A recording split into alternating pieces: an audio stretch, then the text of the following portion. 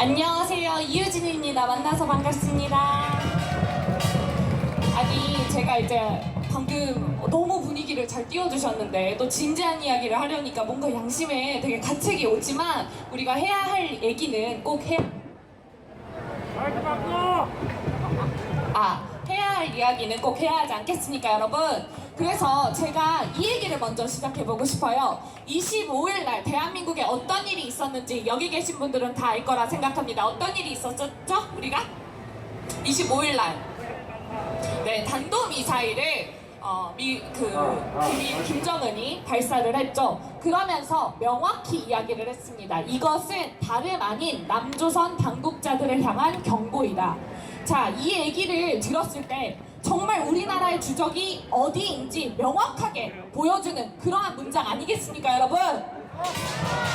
그런데 문제는 이겁니다. 문제가 많으신 문재인이 문제가 많죠. 그래서 국방백서에서 주적이라는 표현, 북한이 주적이라는 표현을 삭제했고, 그리고 작년에 김정은도 비웃는 그 평화협정들, 평화합의문들을 통해서 DMZ 그 구역이 평화 수호 구역으로 되살아나야 된다, 이런 말도 안 되는 이야기를 하면서 대한민국이 갖고 있는 국방력을 자체적으로 약화시키는 미친 짓거리를 했습니다. 그러면서 무엇이라고 얘기를 했느냐?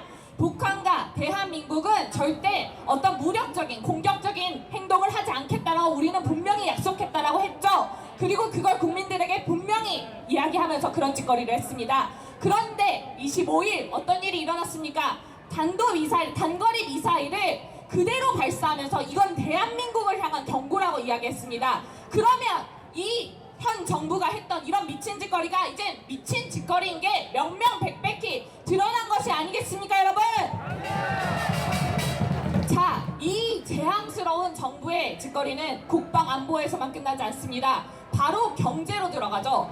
마이너스 성장을 기록했어요. 그런데 이 청년들이 이런 이야기를 합니다. 우리나라는 원래 수출에 민감한 나라고 뭐 수출입 국가 이런 비율이 높은 나라이기 때문에 다른 나라가 어려워져서 우리나라도 어려워진 걸 거야. 우리나라만 마이너스 성장을 한 게 아니고 분명 같이 마이너스 성장을 한 나라가 있을 거야 라고 이야기하지만 OECD 국가 중에 최하위 성장률을 기록한 것이 바로 대한민국입니다. 그리고 대한민국과 원래대로라면 가장 경제적으로 공조가 잘 이루어지고 있는 일본과 미국은 경제를 미친듯이 성장시키고 있는데 대한민국이 마이너스 성장을 보이고 있다는 건 대한민국 자체적으로 문제가 있다는 게 명확한 거 아니겠습니까, 여러분? 그리고 더 문제는 이겁니다. 1분기 성장률이 마이너스였어요. 그런데 2분기, 3분기, 4분기 예측이 좋지 않나 봅니다. 각종 전문 예측하는 기관들에서 계속 경제 성장률을 예측치를 낮추고 있어요. 이것은 도저히 살아날 기미가 안 보인다라고 하는 정말 암담한 신호라는 것을 우리가 명확히 직시해야 되는 것입니다, 여러분. 그리고 더 나아가서 정말 큰 문제들이 있습니다. 바로 일자리입니다. 제가 이 일자리 얘기를 안 할 수가 없는 게 33만 개 일자리가 증가했대요. 여러분 그거 아시고 계셨나요? 우리 33만 개 일자리가 전년 대비 증가를 했대요. 그래서 제가 아니 뭐지? 내 주변에 내 친구들은 다 지금 구직난에 심각하게 뭐 그래가지고 맨날 만나면 침울하고 맨날 만나면 내가 밥 사줘야 되고 나도 힘든데 얘도 힘들고 얘도 힘든데 쟤도 힘들고 이러고 있는데 무슨 33만 개 일자리가 어디서 생겨났냐 했더니 60대 이상의 일자리가 60만 개가 증가했습니다. 그리고 정말 문제가 뭐냐면 대한민국의 경제의 중추인 30, 40대의 일자리가 30만 개가 감소했고 그 중에서 더 심각한 문제는 일할만 하다 하는 주 36시간 이상 일하는 일자리가 50만 개가 감소했어요. 그런데 이걸 정부는 우리의 피 같은 세금으로 단발적인 알바 자리 같은 것으로 60만 개 일자리를 만들어 버려서 이걸 마치 뻥튀기 시켜가지고 33만 개 일자리가 증가하고 있다. 우리 소득주도 성장 정책 전혀 문제 없는데 미친 극우 집단이 우리를 매도하고 있다는 말도 안 되는 프레임을 씌우고 있습니다.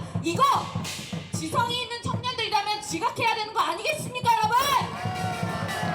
무엇보다도 사실은 여기 계시는 연령층들이 상당히 높은 걸로 알고 있습니다. 그런데 문제는 이거예요. 청년들은 이 나라에서 앞으로 살 날이 많고 더욱더 책임져야 될 게 많은 세대라는 걸 명확히 알고 더욱더 심각하게 이 문제를 바라봐야 되는데 애들이 요즘에 전교조 교육에 체내되고 30, 40년 동안 많은 빨갱이 세력들의 교육 그것들에 물들어가지고 지금 되도 않는 소리를 하고 있습니다. 그런데 청년들이 지금 대표적으로 얘기하는 것들이 이런 거예요. 아, 우리 좀 이제 살만하니까 복지도 좀 하고, 그리고 난민도 좀 받아들여서 걔네 인권도 좀 챙겨주고, 불법 체류자도 좀 살만한 나라 만들고, 우리가 좀 힘든 일 하기 싫으니까, 그리고 뭐 여성도 챙겨주고 어린이도 챙겨주고 뭐 다 챙겨주면 뭔가 나아지지 않을까? 우리 평화로운 삶을 살 수 있지 않을까? 바로 그렇게 했던 나라가 베네수엘라입니다.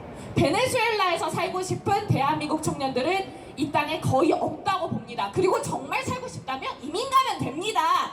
왜 대한민국을 베네수엘라 꼴을 만들지 못해서 안달난 소리를, 그런 미친 소리를 청년들 입에서 들어야 하는지 저는 도대체가 납득이 가지 않는다, 이걸 얘기를 드리고 있습니다, 여러분. 그리고 또 있어요. 그렇게 지금 청년들 중에 또 정말 미친 애들은 김일성은 잘했다 뭐 이런 얘기를 하고 있습니다. 저는 그러면 클리어하게 딱 얘기해주고 싶어요. 아, 그럼 북한으로 가세요. 여러분, 이런 건 설득하는 게 아닙니다. 그냥 너는 북한으로 가든 베네수엘라를 가든 선택을 해라. 나는 이 나라 이 땅이 자유민주주의가 살아있는, 시장경제가 살아있는, 내가 노력하면 나의 삶을 얼마든지 개척할 수 있는 그런 나라로 지키고 싶다라고 명확히 어르신들로서, 아버지로서, 어머니로서, 친구로서 이야기해줘야 되는 겁니다, 여러분. 근데 문제는 이겁니다, 여러분. 청년들이 이제 분별하기 시작했어요. 청년들이 진짜 청년 정신을 가지고 깨어나기 시작했습니다. 그런데 문제는 뭐냐면요, 제가 이 자리에서 할 얘기가 아닐 수도 있겠지만, 태극기 집회가 지난 2, 3년간 물론 대한민국을 지키는 가장 중요한 동력이기도 했지만, 이 자리에 청년들이 안 보인다는 사실 역시도 여러분들이 누구보다 뼈아프게 알고 있을 것이라고 생각합니다.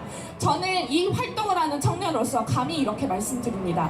우리 역시도 분별해야 합니다. 이대로는 답이 없습니다, 여러분. 여러분들이 리더라고 생각하고 여러분들이 대한 세력이라고 생각한 분들 중에 저는 분명 국가를 팔고 안보를 팔고 이 대한민국의 어려운 시국을 팔고 있는 사람들이 분명히 있다고 저는 알고 있습니다. 그리고 그게 상당수예요. 그냥 과반수를 넘는 게 아니고 대부분이라고 저는 감히 이야기 드리고 싶습니다, 여러분. 그러니 청년들이 청년 정신으로 분별하는 걸 기다리면서, 그리고 제가 그 역할을 할 테니 여러분들 역시도 이 현장에 분명 파리하는 세력들을 분명히 분별해 주시고 다시금 청년 정신으로 무장하셔가지고 싸워주셔야 하는 것입니다, 여러분. 함께 싸워주실 거죠, 여러분?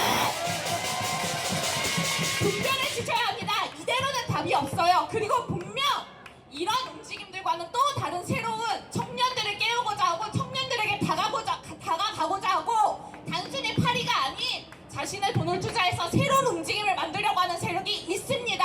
여러분, 찾아내시고 적극적으로 후원해 주시고, 그리고 응원해 주시고 함께 싸워나가 주시기를 바라면서, 정말 나이가 아닌 청년 정신을 가진 사람이 청년이라고 생각하는 그런 청년으로서 여러분 함께